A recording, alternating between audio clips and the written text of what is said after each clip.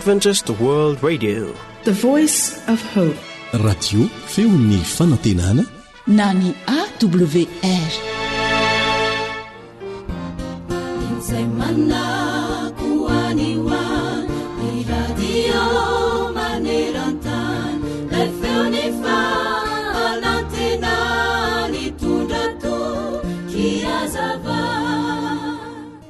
Onoa inona reny mahasamy hafa ny lesona raisina any am-pianarana sy ny lesona raisina eo amin'ny fiainana e? Raha any am-pianarana ianao dia ampianarana lesona aloha izay vao mandalo fanadinana, fa eo amin'ny fiainana kosa mandalo fanadinana ianao vao mandray ny lesona avy amin'izany avy eo. Tsarovo mandrakariva fa misy fotoana izay tsy maintsy andalovantsika sedra eo amin'ny fiainana mba azahoantsika mandray lesona ny amin'izany. Ireny no manampy antsika hitombo bebe kokoa hatrany, anana traikefa bebe kokoa ary ahatonga antsika tsy handany lany fahatany ny androm-piainantsika. Koa rehefa misy toe-javatra mitranga ary eo amin'ny fiainana dia aza mora kivy amin'izany, fa ezao fantarina ny anton'izany ary mandraisa lesona avy eo. Ry mpiaino namana, misy lesona azo raisina mandrakariva ny zavatra rehetra mitranga eo amin'ny fiainana, ary ny fandraisanao izany lesona izany na tsy no hampandroso anao na tsy hampandroso anao ihany koa, dia anao ny safidy e. Enoy kely ene izay voalaza ao amin'ny ohabolana 2:25 hoe hoy izy hoe ny lalan'ny adala dia mahitsy eo masony fa izay mino anatra no endry. Amen. Miteny ny baiboly hanisan'andro no fonaina rasoao am-pofazamalaina fartomotrany andro izay.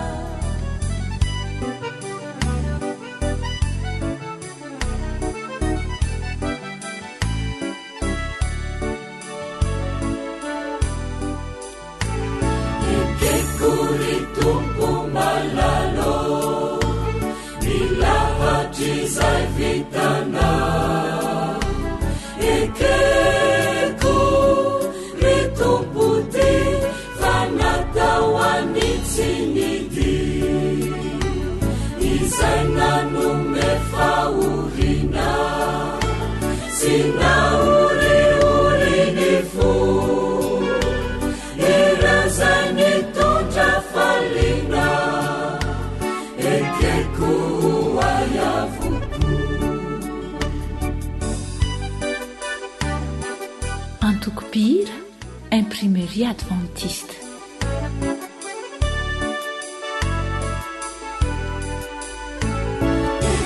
Kuritumputsituo ididini fitavana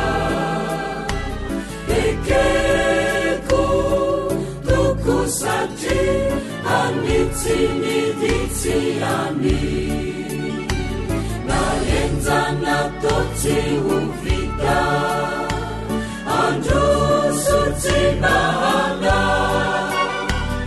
itarika ayutafita ekekufafitiavana Zay lay onjany fanantenana.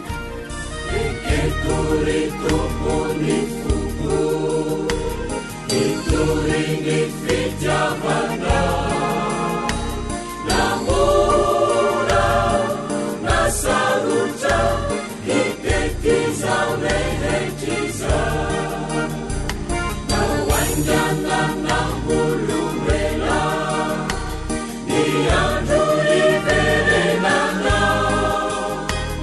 izautukuotiamela niafatizainumena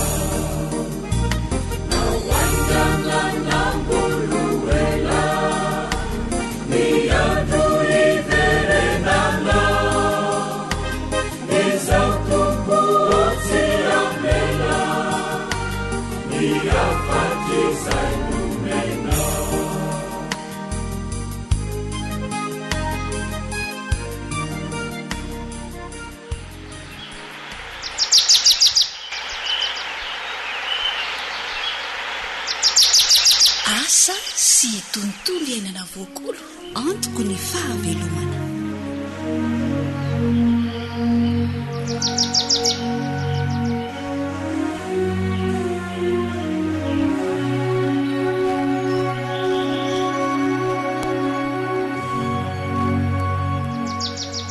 tsikitsiky no iarabananao manaraka izao onjam-peo izao mirary sosy fanambinana ho an'ny tokantranonao ny ekipa amin'ny fifanantenana.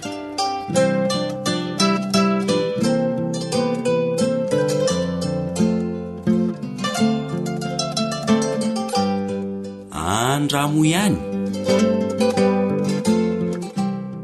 tantara no soratany Zoanitra andrinesana ho Andrila sy Nary.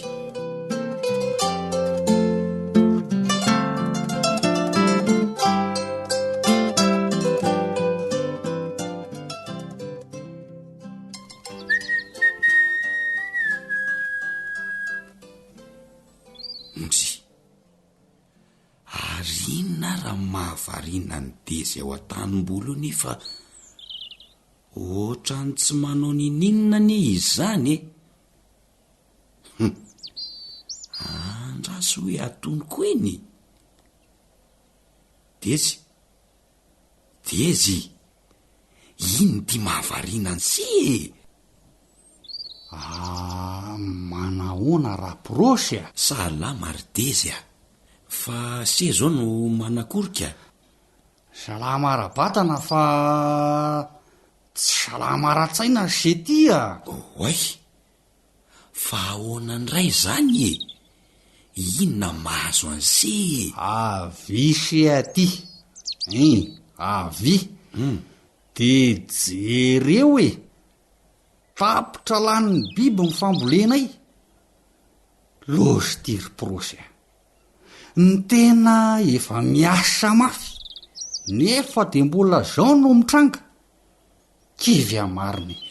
Aza kivy zany fa asiana ody biby io de mety ry Dezy a. Ampafirin'ny ny olona io e. Ka ny olona nery se ty manana vola hividianana fanafody. Zay tsy mba manana an'izanyko.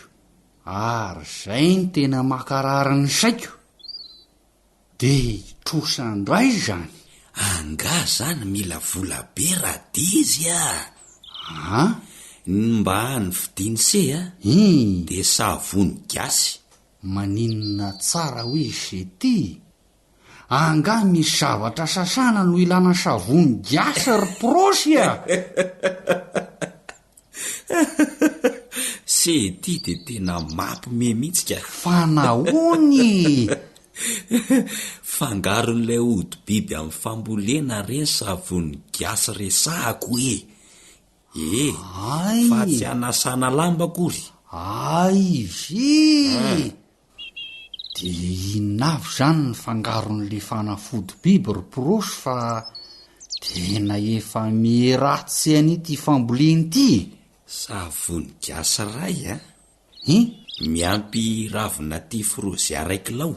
Zay vedy ampy amony biby amin'ny voly. Zay aloha zavatra ilaina de miampy rano e. Ary tsy mamono fotsiny zany fa mandroka ihany ko. Tena fanafody tsara io raha Dezy a. Andramo anefa ho hitany se.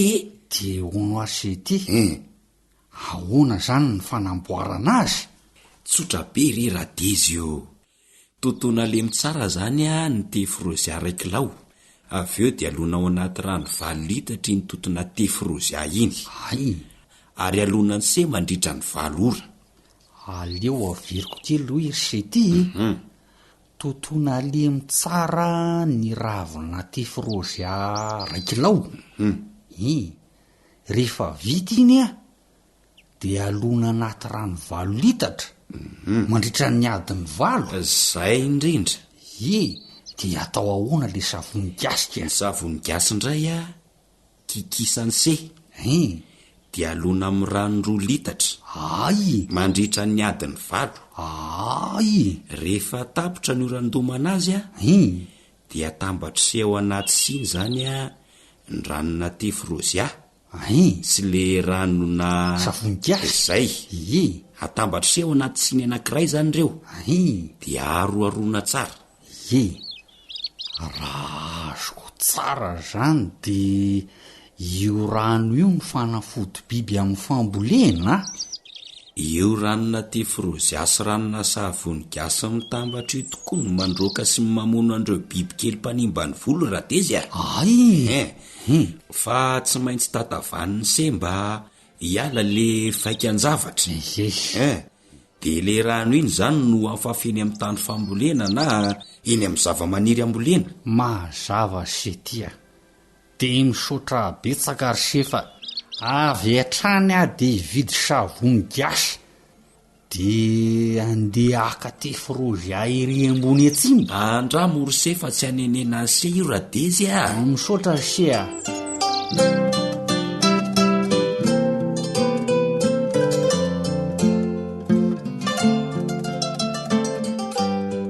Mahasorena tokoa reny bibikely mpanimba volo ireny, noho izany andramo mampiasa tefrozia ampiana savony gasy ary rano 10 litatra. Zany hoe 8 litatra ho an'ny tefrozia no tontoina ary 2 litatra kosa ho an'ny savony gasy no kikisana. Zay mahatonga le rano 10 litatra. Fa sady mandroaka ro bibikely hiala amin'ny fambolena, io fanafody atao io no mamono azy ireny. Dia mirary anao hita fombiazana amin'ny voly ataonao. Zoanitra no nanomana sy nanoditra ny fandaharana, ry lahy kosa ny teo amin'ny lafiny teknika mametraka mandrapitafa ho amin'ny manaraka indray raha sitrapon'Andriamanitra.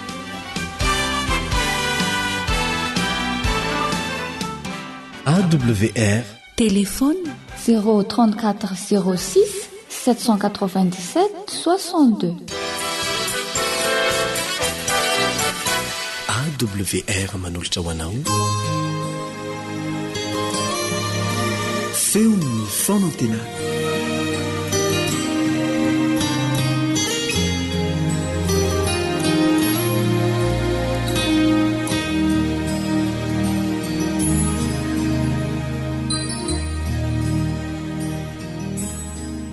Riper malala dia raina ny tompo satria hamarana an'izao boky ny apokalipsy izao isika, ary mifampiaraba amin'ny anaran'i Jesosy Kristy tompo isika, satria tsy hoe nahavita izay famelabelarana izay fotsiny ny aino nanaraka an'izay, fa mifampiaraba koa isika fa vonana tanteraka ny asa fitoriana ny filazantsara, ary vonona hitsenan'i Jesosy ampifaliana raha ho avy eo amin'irao lanitra izy hivavaka isika.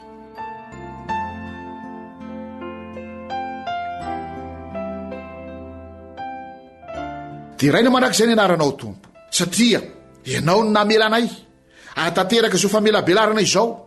Fantatray fa tsy faly Satana raha nomenao ny Ellen Goldwait io fahitana io, ka nanoratra an'izany izy dia tsy nahavelany ho voasoratra hatramin'ny farany kanefa vita ihany.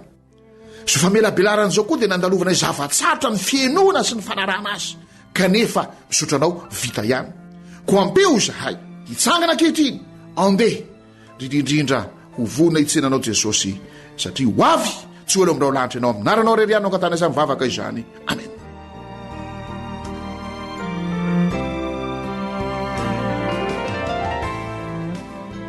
Ripeny malala eo amin'ny pejy fafito amin'ny 300 amin'ity boky erany fanandrina ity dia izao ny voalaza. Paragrafy 2, pejy fito amin'ny 300 boky erany fanandrina, soratana Ellen Goldwait. Fahitana ny men'Andriamanitra azy zany, tsy navelany Satana ho vita hatramin'ny farany nefa vita ihany.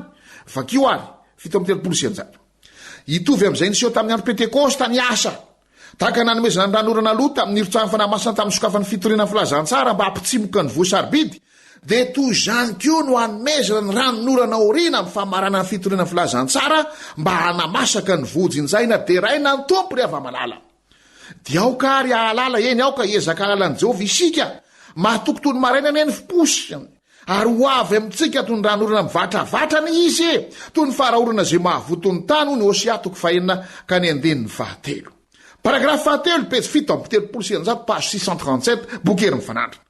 Ny asa lehibe fitoriana ny filazantsara dia tsy farana amin'ny fanehoana ny herin'Andriamanitra latsa-danja noho izay hita teo amin'ny fietim-boany.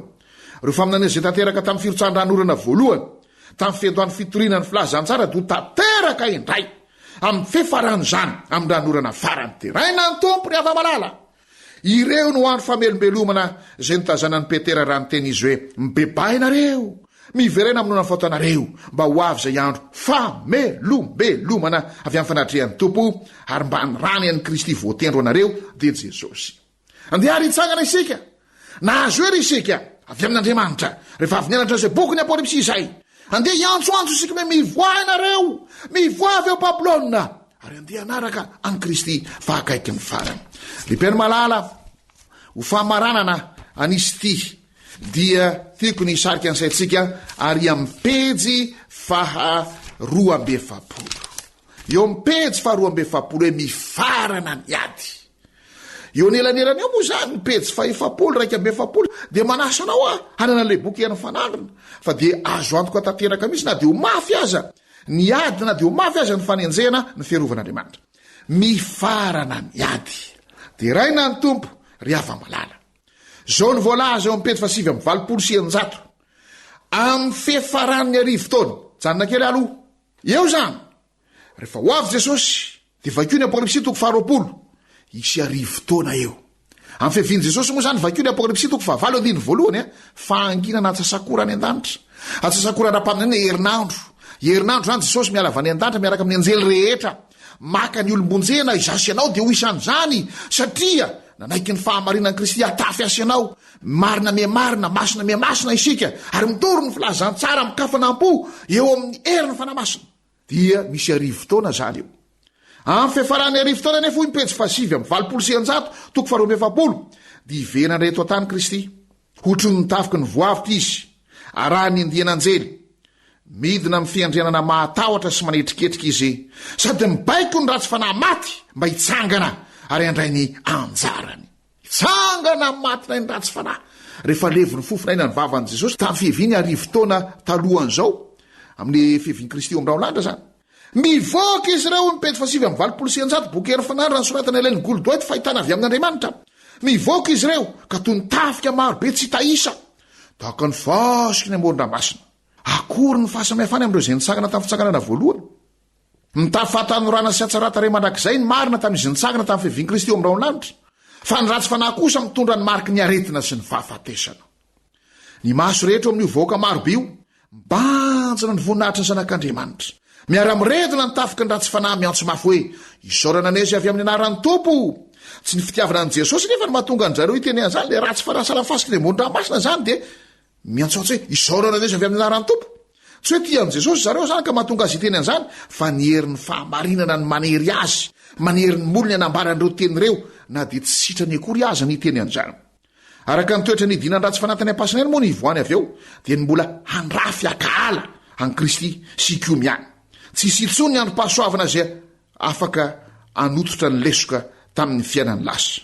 Midina amin'ny tendrombohitra oliva Kristy toerana niakarany taoriana ny fitsanganany tamin'ny maty taoriana ny namerenany anjeliny tafikatra momba amin'ny fiverenany ray eo amin'ny asina apôstôly dia hoy ny mpaminany hoe ary ho avy Jehovandriamanitra mba masiny rehetra momba azy. Amin'izany androany ny tokony hijoro tendrombohitra oliva zay ohatsinanana tandrefeny Jerosalema ary ny tendrombohitra oliva hitresaka eo afovoany ka isy lohasaha lehibe. Hitantsika amin'ny Zakaria toko faefatra ambin'ny folo zany andiny fahadimy fa efatra fasivy. Zakaria efatra ambin'ny folo andiny fahadimy fa efatra ary ny andiny ny fasivy.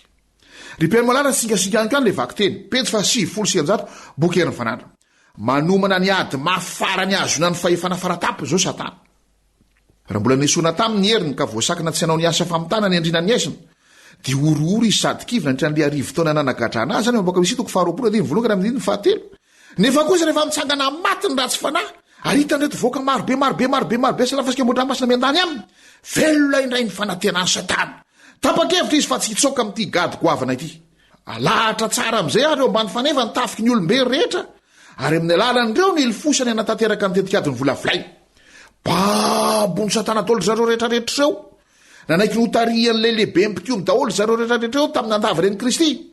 Vonina ndray ny sosikevitra avy amin'ny sy akatony baiko ny daholo ny olona rehetrarehetra eo. Sahala amin'izay any moa ny fanao ny hatrany amboalohany dia tsy misy eo mivatana ho Satana ilay fahavalo izy. Miambo andrina tompony zao tontolo zao araky nitsiny izy ary tsy andrariny nakany akeriny fananany taminy. Dia vakiko ndray iry amin'ny pejy faraiky amby sivifolo sy eninjato. Ao amin'ireo voaka marobe ireo dia misy ola avy amin'ny taranaka ela velona taloha safodrano. Misy ola avo ranonjalana ngezalahy ara-tsaina nanaiky ny feheziny anjely lavo nanokana ny akingany sy ny fahaizam-pahalalany rehetra nandratany tena. Misy olona manao asakanto mahatalanjona nataona an'izao tontolo zao ikoka teo amin'ny saina be nananana, nandoto ny tany nanimba ny endrik'Andriamanitra teo amin'ny olona amin'ny alalan'ny fahasiahana sy ireo zava-dozany foronina. Ka nahavoateran'Andriamanitra andrinkana azy tsy ho amin'ny tavany voariny tamin'ny androny safodrano. Ao koa nefa ireo mpanjaka mpitaritafika nandresy firenena maro. Ao ireo olona be herim-po zay tsy mbola resy anady novinanoviana, feno rehare, be ambi-po, nampiorooro ny fanjakana rehefa mby akaiky izy, tsy nampiova azy ireo nefa ny fahafatesana. Rehefa voka avy eo ampasany ireo olona rehetrarehetra eo dia toy izany ray tamin'izay toetrany talohany nahafatesana.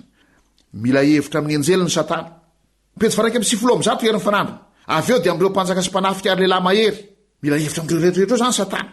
Mahita ny hery sy nisan'ireo miandany aminy izy, hambarany fa vitsy ny tafika ao tanàna. Le mipetraka amin'ny tendrombohitra Oliva Jesosy sy ny olombonjena. Raha mpitany amin'ny am'izy ireo ka dia ho azo ny resena. Dia namolavola tetika izy ireo mba hakany ny arena sy ny voninahitry Jerosalema vaovao. Avy hatrany ary dia natomboka ny fiomanana ao amin'ny ady.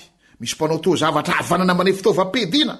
Ireo mpitaritafika fata-daza amin'ny fahombiazany mandamina ny vahoaka marobe ny anady ho andihany sy vondrona. Amin'ny farany dia omena baiko androso, ka indreo vahoaka marobe tsy hita isa no mihetsiketsiky. Dia tafika mihezinezina, tsy mbola nisy mpitaritafika na iza teto tany ny baiko zay toan'izany, ary avondrona ny andia tafika rehetra efa nahavory hatramin'ny andohany ady teto tany tsy mahatoraka an'izany velively ry mpiainy malala. Satana, lay mpiady mahery indrindra ny loha lalana, ary ireo izy fa mampiray ny heriny amin'ireo anjely ratsy ao amin'izany ady faran'izany.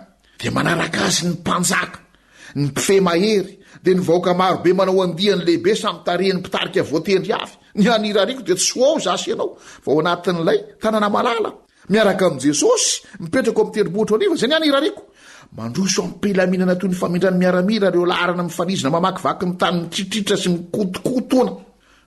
Tsy bay 1 2 mirindra tsara dia eny fa manatona ny tanànan'Andriamanitra. Noho ny baikon' Jesosy nefa dia akatona ny vavadin'i Jerosalema vaovao, dia mandidina ny tanàna ireo tafika Satana vonika rohatra hamery azy. Miseho ndray ho hitan'ireo fahavalo zao Jesosy. Pejy 220. Iry ambony lavitra, iry amin'ny tanànan' Jerosalema vaovao dia misy seza fiandrana avo sy manerinerina, mitoetra mifototra volamena mamirapiratra. Eo amin'ny seza fiandrianana io no mipetraka ny zanak'Andriamanitra, mandidina azy ny vahoaka ny fanjakana. Tsy misy teny mihitsy mahalaza ny herin'ny Kristy sy ny fiandrianana. Tsy misy penina mahatataranyizany. Mandidina ny zanany ny voninahitry ny ray mandrakizay, mameno ny tanàn'Andriamanitra amin'ny famirapiratany fanatrehany, ary mianaka ivelan'ny vavady ka mameno ny tany manontolo amin'ny famirapiratany.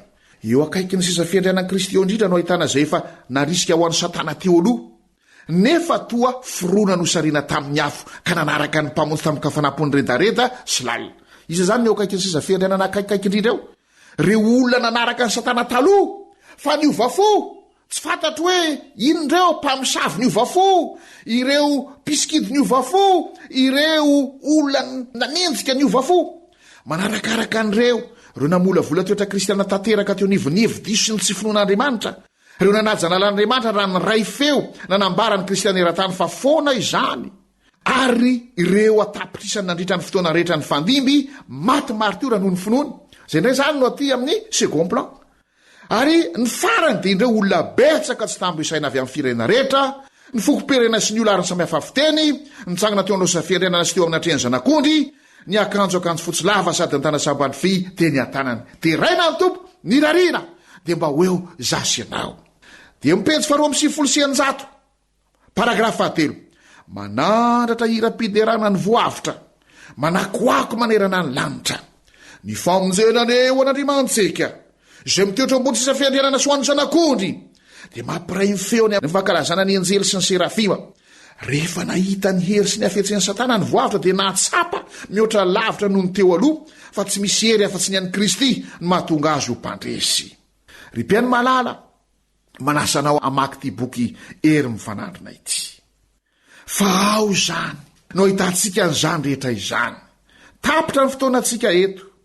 Fa zao no izy, raha mamaraparana ny ty boky ity isika, dia mba tiako zany mba somary mitarika ny sainareo ary amin'ny fiteny farany indrindra tantaraina zany ny amin'ny ametrana ny satrobonato eo ami'lohan'i Kristy eo mason'ny Satana, ny anjely ratsy eo mason'ny olona very sy eo mason'ny olombonjena rehetra na ny olombovonjy marimarina koa. Rehefa vita izany dia ilatsaka ny afo afany an-danitra, andevina ny Satana, andevina ny ratsy fanahy, andevina ny fahafatesana, andevina ny fahotana ary adio tanteraka ty tany ty.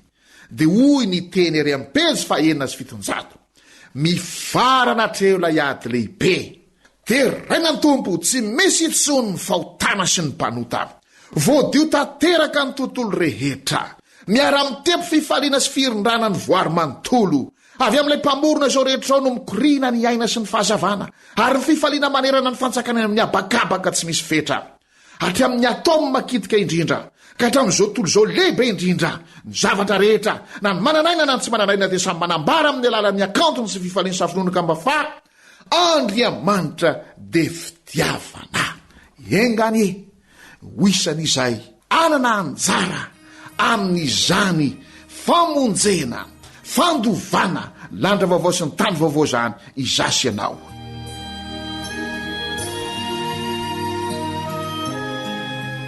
Ivavaka isika. Teraina mandrakizay ny anaranao tompo. Najanona iatreo ny fandiniana an'ity bokin'ny Apokalipsy ity amin'izao programa fandarana izao, fa mbola mitohy ny fianaranay manokana izay samy rery, na izay miaraka amin'ny andian'olona vitsivitsy na ny fiangonana manontolo na vahoaka marobe an'izany boky izany. Tompo ao misaotra anao zahay, fa ambaranao amin'ny atsipriany zavatra iseho. Arindro Satana mbola amitaka indray rehefa idina ny tobon'ny olona masina ny tanàna malala eo ambon'ny tendrombohitra oliva. Ao anao, ao izay rehetra izay nirarianay, olombovonjy rehetra ho daholy, kanefa amin'izay fotoana izay apetraka eo milohanao amin'ny fomba ofisialy ny satroboninahitra, homenanao amin'ny fomba ofisialy ny fahefana, ary amin'izay fotoana izay iaika izao rehetra izao fa marina sy mahitsy ny lalanao. Ny famonjena dia avy aminao irery ihany, ary hodorana amin'izay Satana, hodorana ny ratsy fanahy, hodorana ny fahotana, madio tanteraka ty tany ity. Andriamanitra fitiavana, izany no irahira sy antsoantso, vetesina sy vetsivetsony rehetra. Andriamanitra fitiavanao, ampio zahay anana anjara amin'ny fandovana izany lanitra vaovao, tany vaovao, reny vohitra Jerosalema vaovao izany amin'aranao rery aminao ankatana izany vavaka izany. Amen.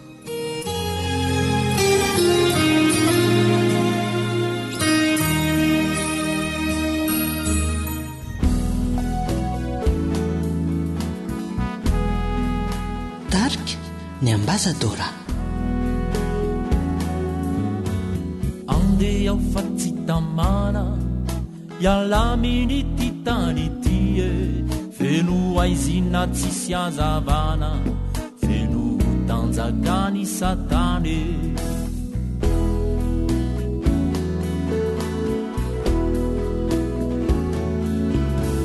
Fafandalovana eto ny tany tsy hilao zantsento, tsy mba misy izay antenaine, andeha aho fa tsy sento. Iroiri Jerosalema, tanàna masinare, tsy misy ny mahory ao e, ndao sika oninao, fa volamena sy vatoso, no lalana miditrao ka izare no tsy mahoa. Radio femo ny fanantenana.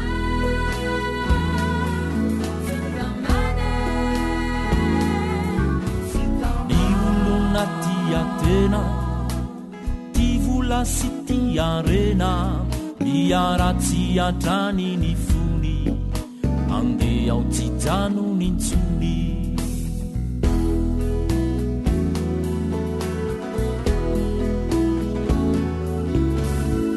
Tany miasimbatrany ny olona torakizany, ny any sisala zaiko andeha ao izay miraiko.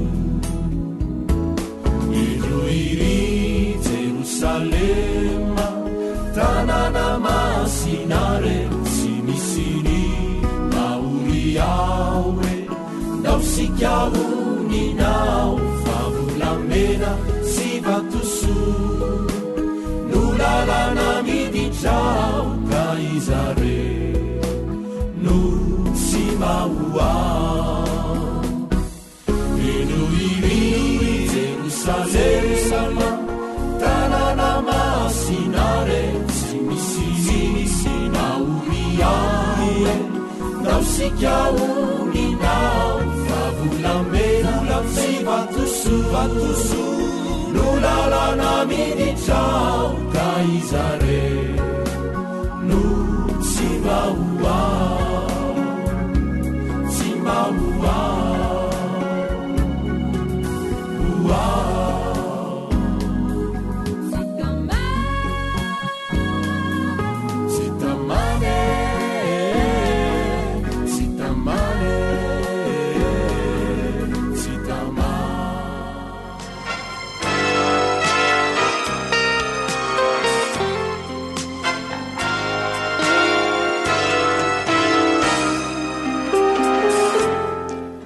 harena ny fahasalamako harena ny fahasalamako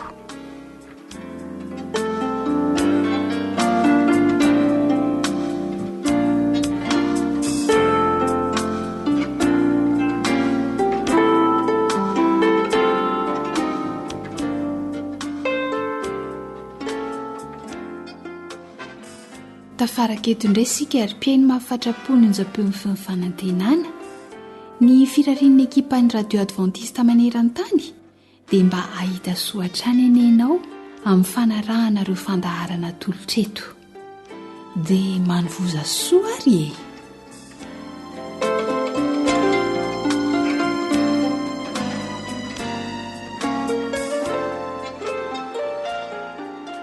tovolahy iray no manoloana ny micro amin'ny radio adventiste maneran-tany eto amin'ity toby mpitsabon'ny maso eto ambatomaro ity mba azonao lazaina ve raha amin'izay hoe inona ny antony mahatonga anao eto amin'izao fotoana izao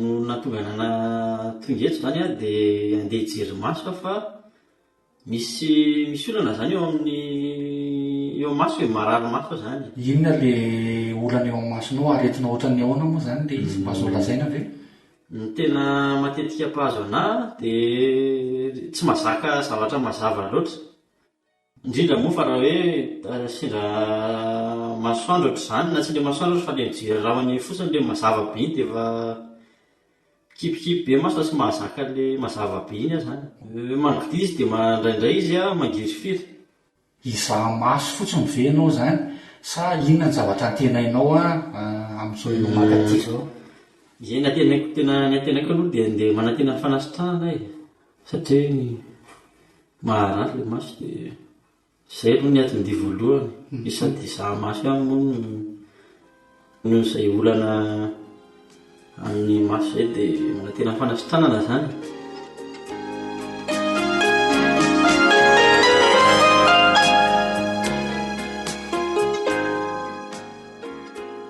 ka nanahoana ny fizahan'ny dokoteran'ny masonao tao raha amin'izay ie nilaza izy fa hoe misy tsy fahampiana ranomaso zany tsy fahampiana ranomaso tsy fahampiana ranomaso a tena atao lehibe natonga izay le arety maso zay dia misy vahaolana ve raha miseny amin'ny masonao zany dia misaotra an'Andriamanitra fa misy vahaolana nahazo fanafody a dia nandrarana ny ilay fanafody araraka amin'ny maso iny a dia misy entina mody koa retomeny reto dia arahana tsara fotsiny a izay toromarika nomeny dia inona fa tsy faverina tsony le olana tamin'ny arety maso teo zany mampirisika antsika rehetra anatina ny tompitsabona maso a rehefa misy tsy metimety ny maso a fa saropadiko io masosika io dia misaotra betsaka raha misay dia marary soa indrindra io misaotra toko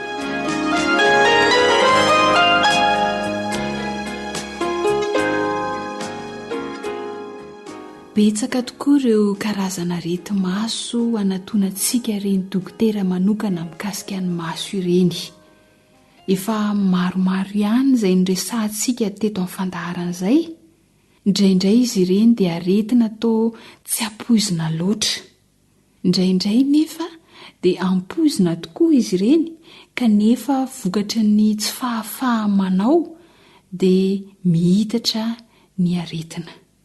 Mety hitarika voka-dratsy amin'ny maso amin'ny olona anankiray izany. Amin'ity an'io ity isika dia hiresadresaka amin'ny dokotera Solofo George, médecin chef ao amin'ny Institut de la Vision, mahakasika hatrany ny fikolokoloana io masontsika io.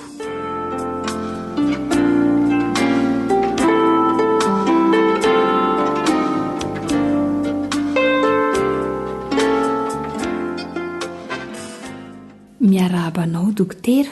Faly miarahaba ny mpanaraka ny fandaharana radio AWR. Inona no azonao ambara ampiainao-tsika indray amin'ity an'io ity? Androanitsika dia hiresaka manokana mikasika ny fahamainan'ny maso. Fahamainan'ny maso? Aretina ve dokotera izany fahamainan'ny maso izany? Anisan'ny aretin'ny maso matety pitranga ny fahamainan'ny maso, na le antsoiny teny frantsay hoe sécheresse oculaire. Tsara ny manamarika fa mba ahafahany miasa tsara ny maso dia mila mitoetra mandrakariva ho mandolava. Misy ny antsoina hoe glande lacrymale izay taova mpamorona ranomaso. Ka raha misy ny tsy fahatomombanana eo amin'ny habetsahan'ny ranomaso, na ny antsoina hoe quantité sy ny qualité eo amin'ny ranomaso, dia mitranga io fahamainana io. Mety ho maina koa izany io masontsika io dia ahoana dokotera ny fomba fisehon'io fahamainan'ny maso io eo amin'ny olona?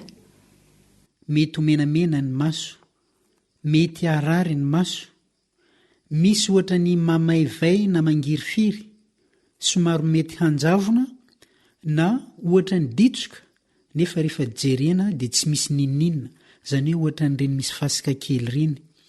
Reraka be ny maso raha vao mamaky teny kely. Samy hoe mieritreritra kely so mba efa nitranga teo amin'ny masonao ity fahamainan'ny maso ity? Arono dokotera, fantaniana mba manitikitika kely ity. Misy ifandraisany amin'ny solomaso ve ity fahamainan'ny maso ity raha toka efa nanao solomaso le olona?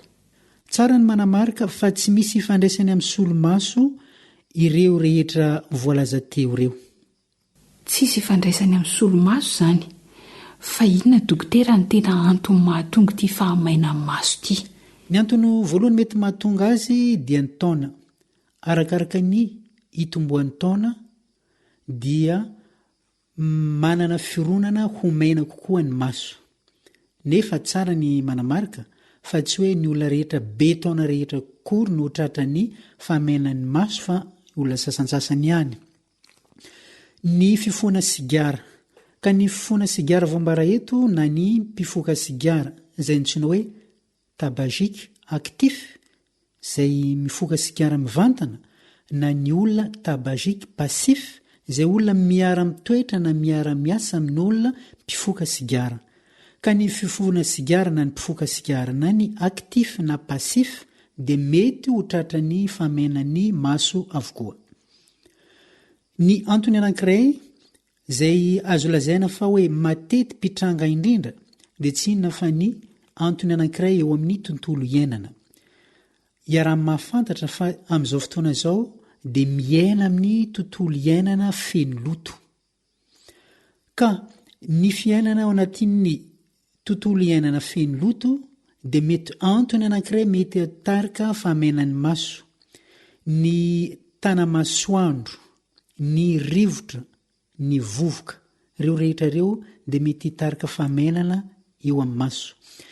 Antony anankiray mety mahatonga ny fahamainan'ny maso ihany koa dia ny eo amin'ny lafiny civilisation, dia tsy nina izany fa ny fampiasana solosaina maharitra. Inona moa ny antony? Ny olona anankiray rehefa miasa maharitra eo amin'ny solosaina na ny ordinateur dia matetika mihena ny fikipikipin'ny maso. Izany hoe manana fironana hiratra maharitra mifantoka mijery an'ilay écran-ny solosaina ny olona anankiray dia amin'izay fotoana izay mihena ny fikipikipin'ny maso. ka mora lasa etona ny ranomaso ka ny olona mpampiasa solosaina dia manana fironana hotratra ny fahamainan'ny maso. Dia misy ihany koa fampiasana fanafody sasan-tsasany izay mety hitarika ny fahamainan'ny maso, ary misy aretina izay mitarika ny fahamainana ihany koa eo amin'ny maso, dia ny aretina antsoina hoe polyarthrite rhumatoïde na ny lupus érythémateux disséminé.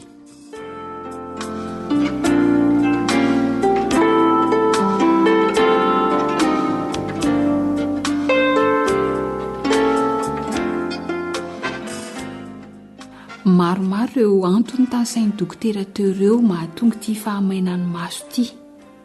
Koa dia anjarantsika izany misoroka izay rehetra azo soroana mba tsy hahatrara n'ity aretina ity ny masontsika. Mahakasika izay fisorohan'izay indrindra dokotera, misy torohevitra azonao omena amin'ny mpiaino antsika ve? Misy ny zavatra anankiray izay tsy azo soroina, ohatra ny taona. Fa voambara teo fa arakaraka ny firosoan'ny taona dia manana fironana ny olona hotratra ny fahamainan'ny maso ka tsy azo soroina izany. Fa izay olona tratrany izany dia manatona dokotera maso mba ho tsaboina. Fa misy kosa ny antony sasany izay tena azo soroina tokoa, ohatra ny fifoana sigara na ny fifoana sigara aktif izany na ny passif, azo soroina ireo rehetra ireo mba hatonga ny maso tsy hotratra ny fahamainana. Ary eo amin'ny lafiny ara-tontolo iainana dia izao. Ilaina tokoa ny mampiasa solomaso contre soleil, indrindra fa rehefa mandeha amin'ny toerana be tana masoandro na be ainandro, tsy hoe aitraitra koa ireny fa tena fiarovana ny maso tokoa. Fiarovana eo amin'ny rivotra ihany koa ary fiarovana eo amin'ny vovoka. Raha ambiankoditra izany ny aretina dia misy fitsaboana azo atao ihany? Raha ohatra ka efa tena amin'ilay antsoiny teny frantsay hoe sévère, fa tena lasa lavitra ny fahamainana eo amin'ny maso, dia tsy misy afa-tsy ny dokotera maso ihany no afaka hitsabo anazy. Fa kosa raha ohatra mbola tsotsotra izy, mbola fanelingelenana tsotsotra ihany no mitranga, dia tsotra dia tsotra ny torohevitra omena dia hoe akipio matetitetika ny maso. Fa raha vao akipinao ny maso amin'izay fotoana izay, miparitaka arika ny tokony ho izy ny ranomaso ao anatin'ny maso ao, rehefa hiratra ao ny masonao rehefa avy eo somary azoazo.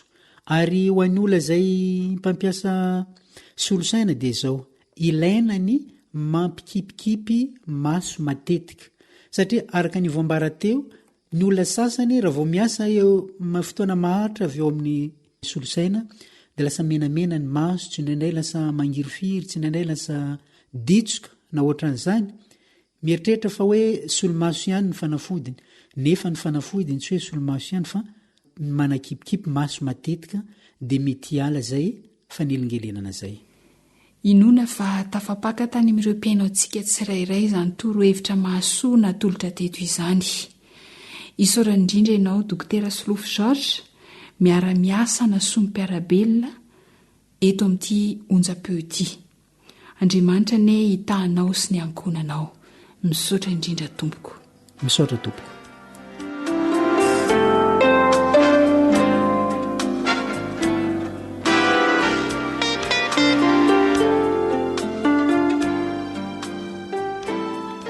Hoy ny tenin'Andriamanitra hoe ny maso ny jiro ny tena, ka raha mbola azo atao re ny mikolo izany ho salama mandrakariva dia alao ezahana trany. Mifarany eto ny ferahantsika. Isaorana indrindra ianao naharitra ny aina hatramin'ny farany. Zohanitra no nanolotra ny fandaharana ho anao teo, ry lahiny teo amin'ny lafiny teknika. Iraray no entinay anaovana kopakopa-tanana ho amin'ny manaraka indray raha sitrapon'Andriamanitra. Veloma tokoa. Ho avy Jesosy tsy ela intsony, efa tanterak'ireo zay fambara volorave sambola tsy tony, vita tsy ela ny tantara azavarina ny tsikera de tantera ireuatiampanai ialau fireu no mandaninera metezovono na sisa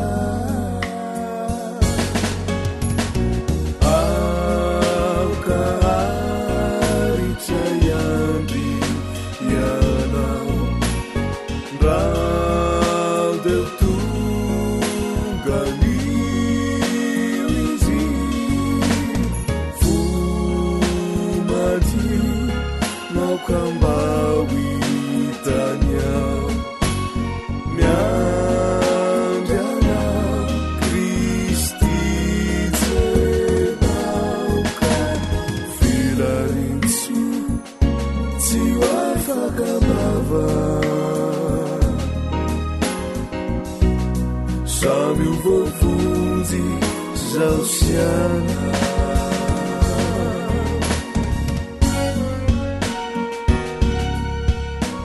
AWR, boîte postale fitonjato Antananarivo, raiky amby zato.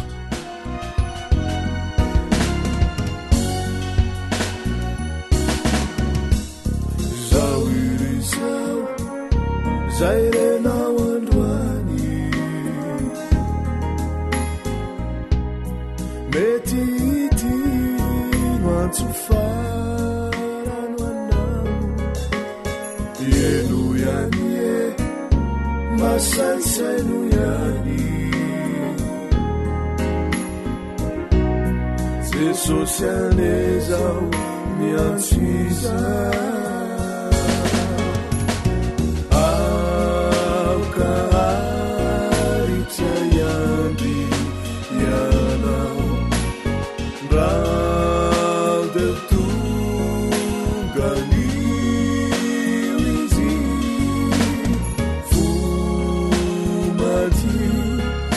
kambawitanya miandrana Kristi tsenauka filarinsu tsy afaka bava samy uvovonjy zao siana samy uvovonjy zao siana samy uvovonjy zao siana lay feony fanantenana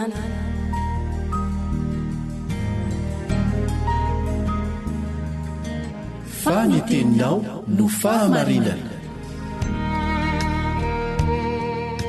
taridalana manokana fianarana baiboly avoaka ny fiangonana advantista maneran-tany iarahanao amin'ny radio feony fanantenana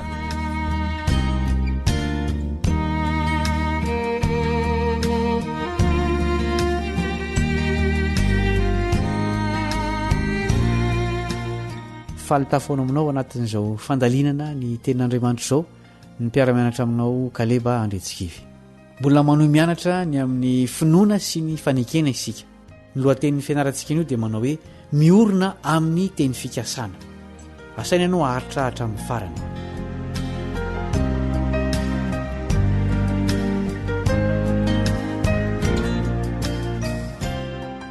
Misy tantara izay mikasika mpitondra fivavahana malaza atao hoe Belarmine. Mpanohana mafana ny foto-kevitra mikasika ny fahamarinana isaina amin'ny alalan'ny finoana ireriany izy. Efa nianarantsika fa ny finoan'i Abrahama izay nanamarinana azy no ohatra velona ny amin'izany. Ny ady mafy nanohana izany foto-kevitra izany izy nandritra ny fiainany manontolo. Rehefa teo mpialanaina ity mpitondra fivavahana ity dia nitondrana sary ny azo fijaliana niaraka tamin'ireo fahamendrehan'ny olona masina mba ho fanomezan-toky azy mialoha ny hafatesany. Kanefa hoe Belarmine, entoany iny araka ny hevitro dia azo antoka kokoa ny mitoky amin'ny fahamendrehan'i Kristy. Betsaka ny olona manao toy izany. rehefa manantongotra ny faran'ny fiainan'izy ireo ka manao jeritodika ny amin'izany izy dia hitany fa zava-poana toverymaina sy tsy misy dika ny asa izay nataony mba hahazahoana famonjena avy amin'Andriamanitra masina ary dia tsapany ny alehiben'ny filaniny famarinan'i Kristy. Ny vaovao mahafaly anefa dia ity: tsy mila miandro ny fahankakizan'ny fahafatesana isika vao hanana antoka eo amin'ny tompo ankehitriny. Natao ho an'ny androm-pahavelomantsika n'io sahady ny teny fikasan'Andriamanitra. Azo antoka tanteraka izy ireny sady hahatonga antsika hanana fiainana tsaratsara kokoa. Amaky andininy vitsivitsy miresaka ny amin'ny fanamafisana ny fifandraisan'Andriamanitra amintsika ao anatin'ny fanekena isika. Hovaliana ny fanontaniana mifandraika amin'ireo andinireo. Ahoana no ahafahanao manandrana ny atsaran'ny tompo? Eno ny ambaran'ny Salamo 4:7. Salamo 4:7. Andramo ka izaho fa tsara Jehova, sambatra izay olona mialoka aminy. Ny teny hoe andramo, izaho, mialoka dia teny samy milaza firaisana, fiombonana ety dia ety. Anisan'ireo nalaza tamin'ny fanaovana izany fanandramana izany Abrahama ary azontsika tao ihany koa izany. Milaza Jesosy ao Mateo 4:7 fa mora ny ziogany ary maivana ny entany. Inona no nataonao antsika izay niteraka izany fanamaivanana izany? Nentin'i Jesosy teo amin'ny avokoa ny hitantsika rehetra, ny fahorintsika. Eny fa na dia ny fahafatesana izay tokony ho niatra tamintsika aza. Inona no ifandraisan'ny fanamarinana amin'ny fihavanana araka ny Romanina 5:1. Andeha hovakintsika eo andininy io, Romanina 5:1. Koa amin'izany, satria efa nao marinana tamin'ny finoana isika, dia aoka isika hanana fihavanana amin'Andriamanitra amin'ny alalan'i Jesosy Kristy tompontsika. Rehefa voavela eloka ny mpanota dia lasa avan'Andriamanitra indray. Ny ota mantsy no mampifandrafy antsika sy Andriamanitra. Araka ny Filipianina 2:7 dia inona ny zava-tsoa azontsika avy amin'ny fanandramana ny ainan'i Kristy? Manasanao iara-maki an'io andininy io. Filipianina 2:7. Fa nofoana ny tenany tamin'ny nakany ny endriky ny mpanompo sy ny natongava no manam-pitoviana amin'ny olona, ary rehefa hita fa nanantary olona izy dia nanetry tena ka nanaiky hatramin'ny fahafatesana, dia ilay fahafatesana tamin'ny azo fijaliana. Nanjary nitovy tamintsika ilay Andriamanitra mahery, mpamorona. Tsy vitany hoe nitovy tamintsika fotsiny izy fa nanolotra ny ainy hanavitra antsika. Fahasoavana tsy manam-paharoa izany. Azontsika indray ilay fiainana mandrakizay izay verintsika noho ny fahotana. Ireo andinin'ireo sy ny maro hafa dia milaza amintsika fa tena akaiky antsika tokoa Andriamanitra na dia tsy hitany masontsika aza. Azontsika tao ny mifandray aminy, mihoatra lavitra noho ny ifandraisantsika amin'ny olombelona izay tsy mahavonjy. Vakio ny teniny, saintsaino, ampitombo ny fifandraisanao aminy amin'ny alalan'ny vavaka, ny fanatrehana ny fiaraha-mivavaka ao tokantrano sy any amin'ny toeram-pivavahana. Hoy ny Job 2:20. Job 2:20. Mifankazara amin'ny tsy toy ianao dia hiadana, izany no hahatongavany soa aminao. Engany ho tanteraka aminao izany teny izany, sady izay koa no isa rahantsika androany.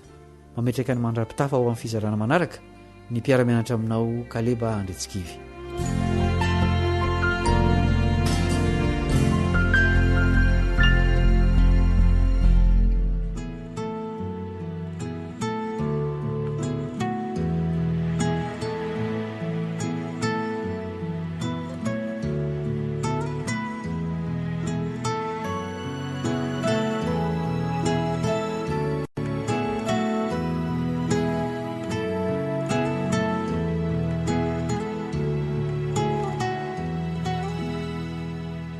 Heritage Singers.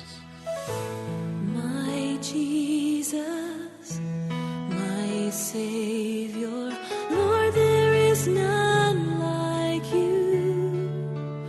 All of my days I want to praise the wonders of your mighty love.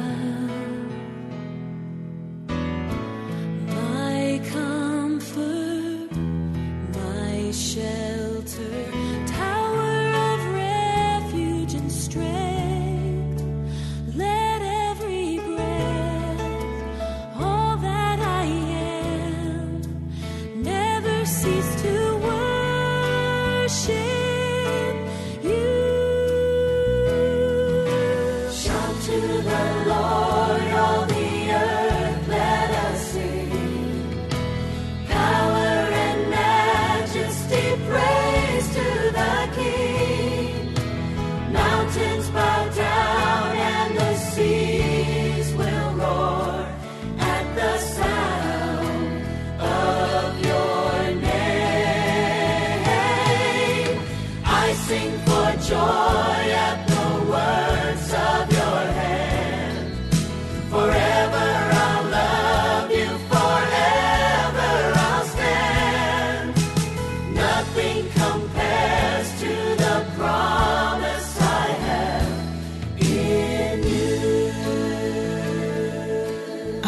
fiainoana amin'ny alalan'ny podcast dia azonao atao ny miaino ny fandaharany radio awr sampana teny malagasy amin'ny alalan'ny facebook isanandro amin'ny ity pejy ity awr feon'ny fanantenana. I want to praise the wonders of your mighty love. My comfort, my shelter, tower of refuge and strength. Let every breath, all that I am, never cease to worship you. Shout to the Lord, all the earth, let us sing. Power and majesty, praise to the King. Mountains bow down and the seas will roar at the sound of your name. I sing for joy at the works of your hand. Forever I'll love you, forever I'll stand. Nothing compares to the promise I have. Oh, shout to the Lord, all the earth, let us sing. Power and majesty, praise to the King. Mountains bow down and the seas will roar at the sound of your name. I sing for joy at the works of your hand. Forever I'll love you, forever I'll stand. Nothing compares to the promise I have in you.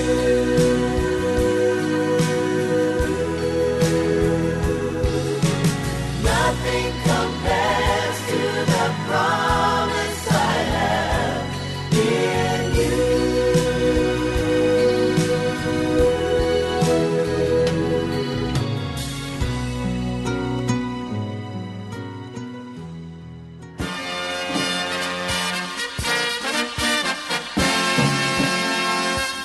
Adventist World Radio, The Voice of Hope.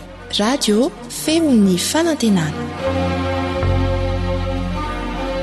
Ny farana treto ny fanarahanao ny fandaharan'ny radio feo fanantenana na ny awr amin'ny teny malagasy. Azonao atao ny mamerina miaino sy maka maimaimpoana ny fandaharana vokarinay amin'ny teny pirenena mihoatriny 100 amin'ny fotoana rehetra. Raisoaryn'ny adresy ahafahanao manao izany: www.awr.org na www.feofanantenana.org.